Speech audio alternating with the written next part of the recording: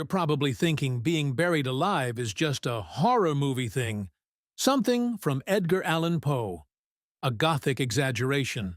But imagine this. Germany, 1822. A crypt is opened.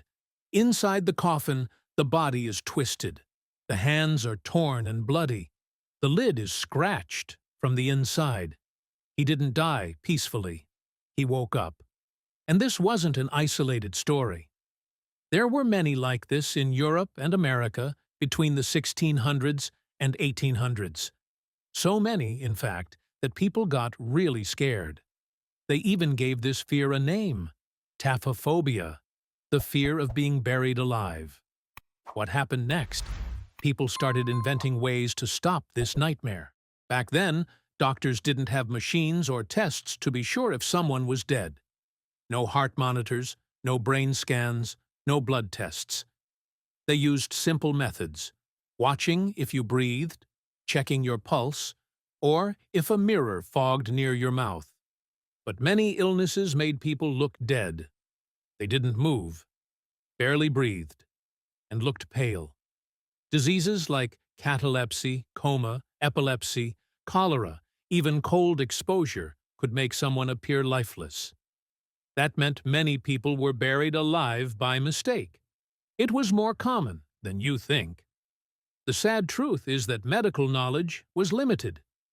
Doctors had to rely on what they could see and feel, and many times it just wasn't enough. Families were desperate to bury their loved ones quickly, especially during epidemics when graves were filling fast. Sometimes burials were rushed because of religious customs or fear of disease spreading. Here are some real cases from history. France, 1740s. A man collapses on the street and is declared dead. He's buried that day. 2 nights later, people hear noises from his grave. They dig him up and find his fingernails ripped off and his face frozen in terror. He had woken up underground and died from suffocation and panic. England, 1838. Anne Green was declared dead after illness and buried. Later, her coffin was dug up for a medical autopsy. Suddenly, she started breathing. She survived and told the horrifying story of waking up trapped and unable to move or call for help. Germany, 1826. A young girl dies from cholera and is buried quickly. Days later, family hears noises from the crypt. When they open it, her body is turned sideways, her hair pulled out, and the coffin lining scratched. She woke up underground, then died again. United States, 19th century. Newspapers reported dozens of cases where people were almost buried alive. Sometimes graves were dug up after relatives heard sounds or found the soil disturbed above the coffin. These cases weren't isolated or rare. They were reported regularly and caused huge fear everywhere. By the 1800s, this fear wasn't just a rumor. It was a full-blown panic. Pamphlets screamed headlines like "Buried Too Soon" and "Alive in Their Coffins." Newspapers loved printing these terrifying stories, feeding the fear even more. Rich people started spending money to protect themselves from this horror. This fear changed how people thought about death and funerals. It wasn't just about mourning anymore. It became about survival, even after death. People invented special coffins called safety coffins to prevent being buried alive. These coffins had a string inside tied to the buried person's hand, connected to a bell above ground, an air pipe so the person could breathe, sometimes a flag or even a speaking tube. If someone woke up, they could ring the bell or signal for help. Graveyards hired watchers of the dead. People paid to sit at night and listen for bells. Some coffins even had ladders or food compartments inside, just in case. Many inventors competed to make the best safety coffin. Some designs were complicated, others simple, but the goal was the same: to save lives and stop the nightmare of premature burial. In some places, laws were passed to hold bodies in special mortuaries for several days before burial. These mortuaries had air tubes and bells, and people watched the bodies to make sure no one was still alive. Hospitals began to wait longer before declaring death. In some towns, families would gather to watch over the body until they were sure death was real. This waiting period became a crucial part of funerals, giving peace of mind and preventing tragic mistakes. The fear of being buried alive made a big impact on culture.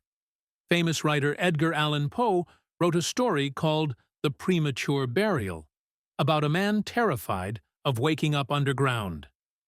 Hans Christian Andersen, the Danish author, carried a note in his pocket that said, "I am not really dead," in case he fainted and someone tried to bury him.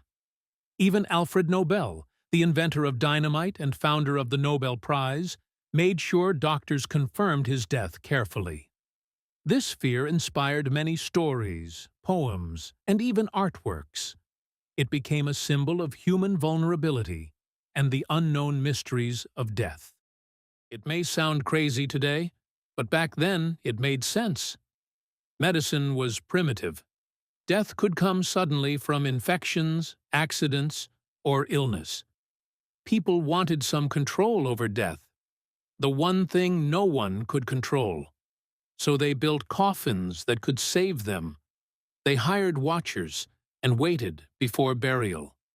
Because sometimes people were buried alive by mistake. Why did people get mistaken for dead so often?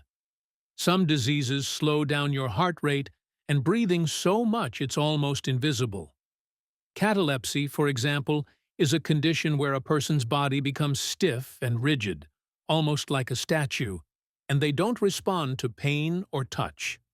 In the 19th century, doctors couldn't tell if someone with catalepsy was alive or dead. Even more dangerous were comas caused by infections or injuries. People looked lifeless, but were actually alive. In cold weather, hypothermia can slow down breathing so much it's almost impossible to detect. Without modern tools, this was terrifyingly easy to mistake for death. Besides safety coffins, people took other strange precautions. Some carried notes saying they were not dead, to be shown if they fainted. Some wore bells or whistles to alert others if they woke up. Some families waited days or weeks before burying a relative, just to be sure. In some towns, they set up waiting mortuaries, special places where bodies were kept, and watched for signs of life. Today, it's almost impossible to be buried alive by accident. We have machines that measure brain activity, heartbeat, breathing. We can tell if someone is really dead, but the fear still lives on. It's in horror movies, books, and urban legends. We still imagine what it would be like to wake up trapped underground, unable to scream or move. That fear is deep inside human nature. This fear shows us how fragile life is, and how much we want to control the uncontrollable.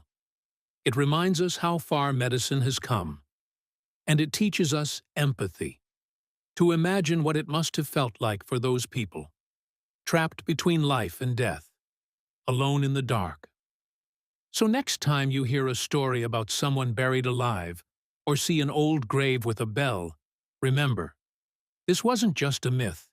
It was a real fear, a real danger, and a real part of history.